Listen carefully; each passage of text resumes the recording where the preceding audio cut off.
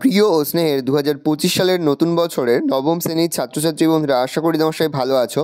আজ আমরা যে বিষয়টি নিয়ে আলোচনা করব, নবম শ্রেণীর ইতিহাসের সম্পূর্ণ অধ্যায়ভিত্তিক সেশন নিয়ে। আজ আমরা আলোচনা করব প্রথম অধ্যায় থেকে গুরুত্বপূর্ণ প্রশ্ন উত্তর নিয়ে। প্রথম অধ্যায়ে তোমাদের রয়েছে ফরাসি বিপ্লবের কয়েকটি দিক। দেখে নাও এই অধ্যায় থেকে যে প্রশ্নগুলো পড়বে। আমি যে প্রশ্নগুলো বলবো অবশ্যই প্রতিটি প্রশ্নই কিন্তু তোমাদের খাতাতে নোট ডাউন করে তোমরা কিন্তু মুখস্থ করে ফেলবে। প্রথম প্রশ্ন পড়বে, ফ্রান্সে বুর্বো রাজবংশের প্রতিষ্ঠাতাকে। উত্তর লিখবে ত্রয়োদশ লুই। প্রশ্ন, কোন রাজার আমলে ফরাসি বিপ্লব ঘটে? উত্তর লিখবে রাজা ষোড়শ লুইয়ের আমলে। তাহলে কোন রাজার আমলে ফরাসি বিপ্লব ঘটে? উত্তর লিখবে রাজা ষোড়শ লুইয়ের আমলে। ফরাসি যাজকদের আদায় করা কয়েকটি করের নাম লেখো। উত্তর হবে টাইট বা ধর্মকর, মৃত্যুকর, বিবাহকর প্রভৃতি। গ্যাবেল কি? ফ্রান্সে লবণকরকে গ্যাবেল বলা হয়। টাইট কি? টাইট হলো ফ্রান্সের ধর্মকর। ফরাসির উৎপন্ন ফসলের 10% ধর্মকর বা টাইড চার্চকে প্রদান করত। প্রশ্ন, ফ্রান্সে বেগাশ্রমকে কী নামে অভিহিত করা হয়েছিল? ফ্রান্সে বিনা বেতনে বেগাশ্রমকে করভি নামে অভিহিত করা হয়েছিল। পরের প্রশ্ন, অর্থলূপ নেকড়ে কাদের বলা হয়? ফ্রান্সের রাজস্ব আদায়কারী কর্মচারী বা ইন্টেন্ডের অর্থলূপ নেকড়ে বলা হয়। লেতর দ্য ক্যাসে কি? লেতর দ্য ক্যাসে ছিল বিপ্লবপূর্ব ফ্রান্সের এক ধরনের গ্রেপ্তারি পরোয়ানা। এর দ্বারা যে কোনো ফরাসি নাগরিককে বিনা বিচারে কারাগারে নিক্ষেপ করা হতো। পরের প্রশ্ন, ফরাসি বিপ্লবের তিনটি মূল আদর্শ কী ছিল? ফরাসি বিপ্লবের তিনটি মূল আদর্শ ছিল সাম্য, মৈত্রী, স্বাধীনতা। পরের প্রশ্ন, কত খ্রিস্টাব্দে ফরাসি বিপ্লব ঘটে? তবে 1789 খ্রিস্টাব্দে। আমি রাষ্ট্র উক্তিটি কার? ফরাসি সম্রাট 14 লুইয়ের।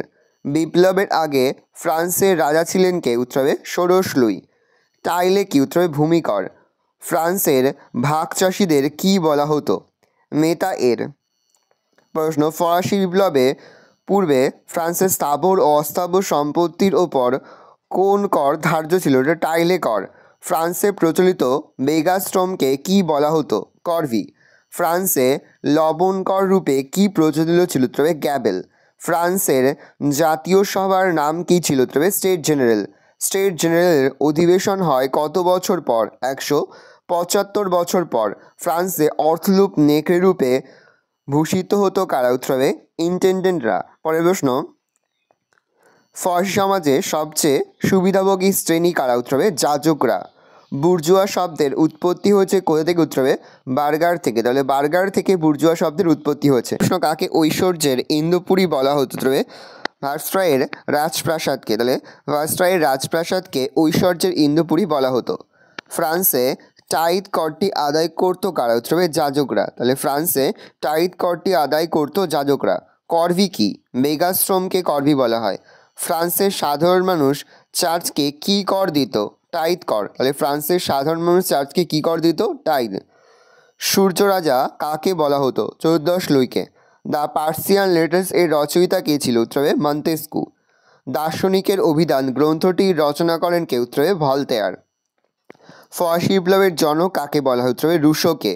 কত তারিখে টেনিস কোর্টের শপথ অনুষ্ঠিত হয়েছিল? উত্তরে 20 জুন। ফ্রান্সের তৃতীয় শ্রেণীর মানুষরা ছিল শতকরা কত ভাগ? উত্তরে 97 ভাগ। ফরাসি বিপ্লবের প্রেক্ষাপট ঝড়ের সমুদ্রবাকী নামে কে পরিচিত? উত্তরে রুশো। ফরাসি বিপ্লবকে অভিজাত বিপ্লব বলেছিলেন কে? উত্তরে লেফেভর। জাতীয় সভার নতুন নাম কী ছিল? উত্তরে সংবিধান সভা। পরের প্রশ্ন, কে গিলোটিন যন্ত্র আবিষ্কার করেন? উত্তরে ডক্টর জোসেফ ইগনেস গিলোটিন। তাহলে গিলোটিন যন্ত্র কে আবিষ্কার করে? Doctor Joseph Ignace Guillotin. কত সালে রাজা ষোড়শ লুই ক্ষমতাচ্যুত ও বন্দী হন? 1791 খ্রিস্টাব্দে। কার প্রাণদণ্ডের পর ফ্রান্সে সন্ত্রাসী শাসনের অবসান ঘটে? তবে রোবোস্পিয়ারের। ফ্রান্সে রাজার বিরুদ্ধে সর্বপ্রথম বিদ্রোহ শুরু করেন কারা? উত্তর হবে অভিজাতরা। কে পাদুয়ার ঘোষণা জারি করেছিল? তবে লিওপোল্ড। পরের প্রশ্ন, সাম্য, মৈত্রী, স্বাধীনতা আদর্শ গড়ে ওঠে কোন বিপ্লবের ফলে? তবে ফরাসি বিপ্লবের ফলে। ফ্রান্সকে ভ্রান্ত অর্থনৈতিক জাদুঘর কে বলেছেন? ব্রিটিশ অর্থনীতিবিদ অ্যাডাম স্মিথ। ফ্রান্সকে ভ্রান্ত অর্থনৈতিক জাদুঘর বলেছে ব্রিটিশ অর্থনীতিবিদ অ্যাডাম স্মিথ। মেতায়ার কাদের বলা হতো?